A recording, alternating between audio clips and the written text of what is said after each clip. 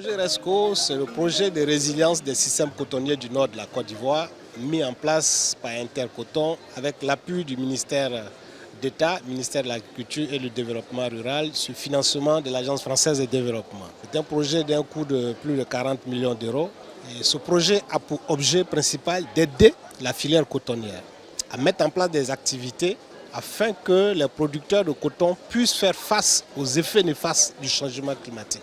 Mais ce projet a une spécificité, c'est qu'il a une approche sensible aux gens. C'est-à-dire que quelle est la place de la femme et du jeune dans les activités, les instances de décision dans le cadre de la production du coton en Côte d'Ivoire.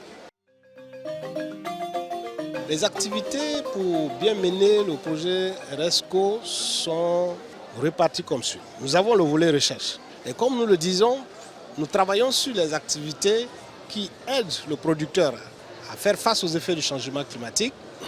Donc dans les activités de recherche, nous avons la production de la semence. Comment produire une semence au producteur qui permet de lutter, qui permet d'être résistante à la sécheresse. Demander aux chercheurs de travailler sur l'association, l'agroforesterie, c'est-à-dire l'association entre le coton et certaines plantes comme l'anacardier et le karité.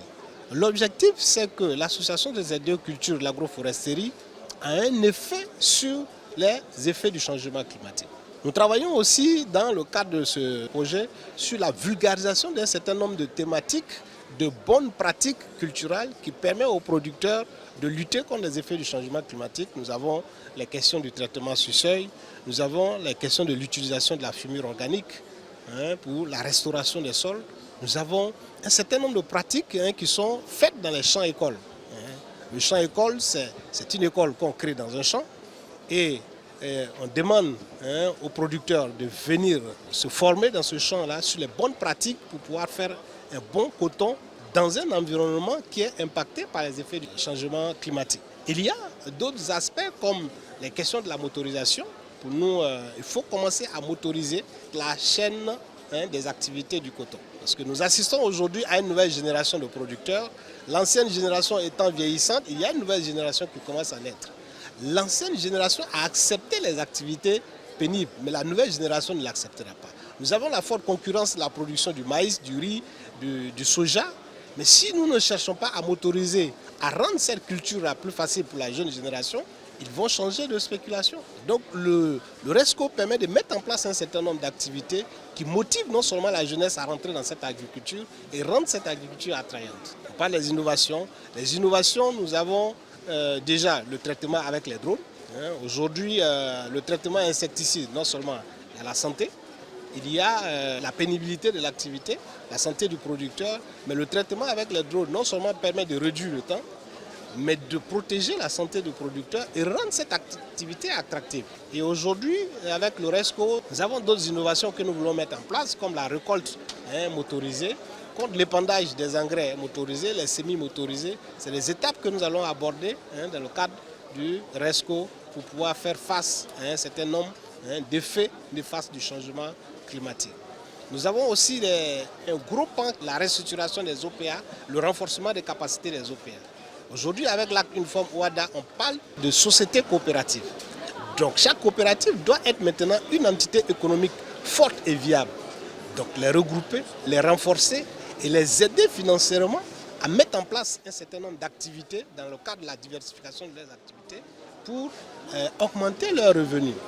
Une société coopérative doit être capable d'être organisée, mettre en place un plan de développement, des stratégies de mobilisation de ressources, s'adresser à des institutions financières, mobiliser des ressources pour mettre en place ces activités, pour mieux relancer son développement. Et c'est à ça que nous voulons arriver, c'est à ça, avec cette méthode-là, que nous pouvons parler de développement de la culture du coton.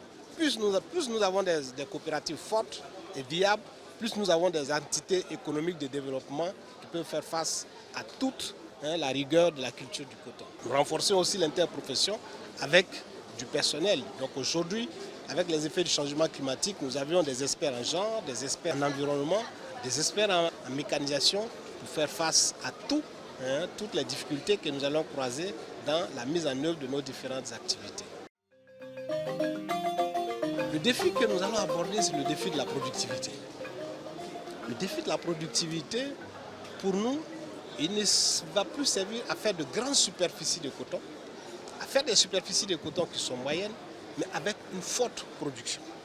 Et cette forte production va partir de la qualité de la semence, des semences à fort potentiel d'expression. C'est pour cela aujourd'hui, dans le cadre du RESCO, nous mettons en place une unité de délintage qui va nous permettre d'avoir de la semence délintée, qui va permettre de faciliter la germination de cette semence. Mais au-delà de cela, le CNRA doit nous trouver des semences qui ont un fort potentiel d'expression, de telle sorte que le volet productivité soit mis en place. La restauration du sol, et comment est-ce que le cotonculteur va tirer le maximum de rendement sur une petite superficie. C'est sur ça que nous travaillons pour pouvoir relancer la production de la Côte d'Ivoire et augmenter aussi la production ivoirienne. Aller se donner un objectif de près de 600 000 tonnes dans les années 2026-2027 serait l'idéal pour nous. Oui, le Sahara 2023, la première des choses, c'est de nous porter aussi à la connaissance des autres acteurs nos innovations, ce que nous savons faire, et surtout bénéficier de leur savoir-faire. Aujourd'hui, nous voulons motoriser toute la chaîne.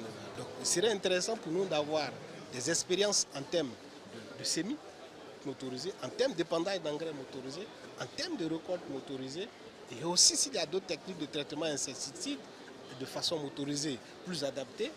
La récolteuse motorisée, nous, c'est des éléments, c'est des expériences, c'est des innovations que nous recherchons au cours de ce Sahara.